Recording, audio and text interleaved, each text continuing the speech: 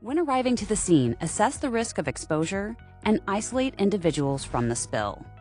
Anyone exposed to the spill should remove contaminated clothing immediately and wash affected areas with soap and water. The nurse should don PPE prior to assisting others as they wash.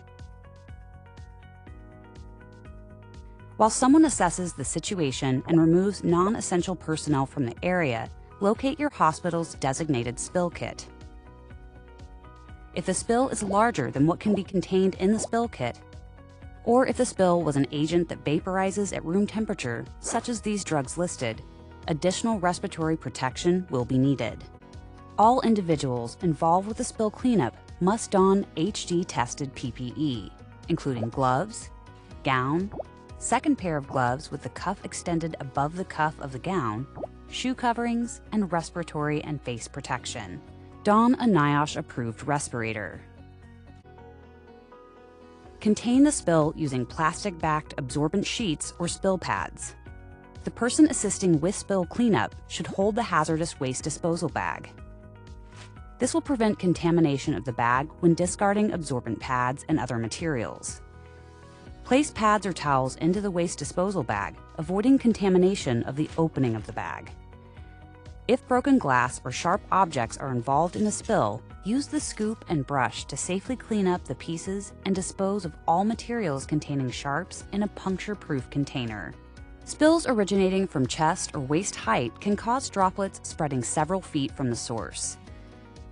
Evaluate the extent of these droplets by moving away from the spill, bending down and checking under patient beds, carts, and tables, moving furniture as needed, using a good light source to ensure the entire spill is cleaned. Avoid touching other parts of the environment because your gloves will be contaminated. When all hazardous drug residue is cleaned and contained, remove PPE in proper doffing order, beginning with your outer gloves. Remove the gown by pulling it away from the body, not over the head. Turn the gown inside out. Fold it tightly and discard. Next, remove shoe covers and dispose. Remove inner gloves and discard them in an HD waste container. Wash hands after removal of inner gloves before removing respirator. A new pair of HD-tested gloves should be worn to remove respiratory and facial protection. Place reusable respirators on a plastic-backed pad.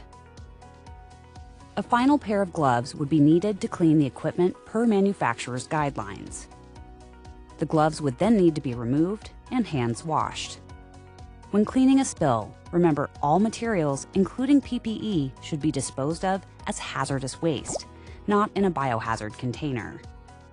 If a spill contacts a patient's skin, follow-up should be arranged with the medical provider, particularly for vesicant chemotherapy. Any healthcare personnel with direct exposure to HDs during the spill or cleanup, such as skin contact, splashing to the eyes, or inhalation, require immediate evaluation. The final step is to document the spill according to your institution's policies and procedures.